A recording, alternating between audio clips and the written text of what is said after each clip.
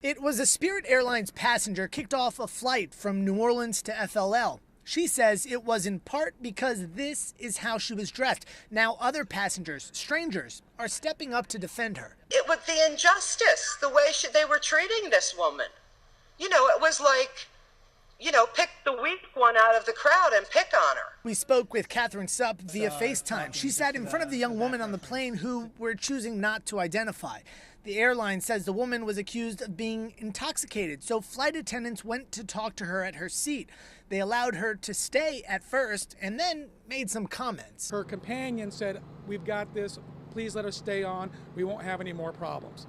The flight attendant made that decision, and then as she was leaving, she said, "By the way, you might want to cover up." Supp, however, says it was way more than just a mention. 2 or 3 times people came over and said, they're still not covered up enough. You're going to have to do something to cover them up.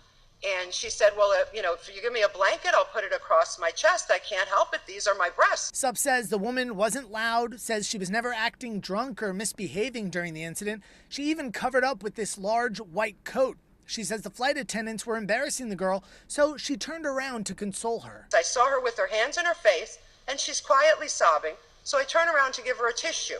And I start to say to her, listen, honey, it'll be all right.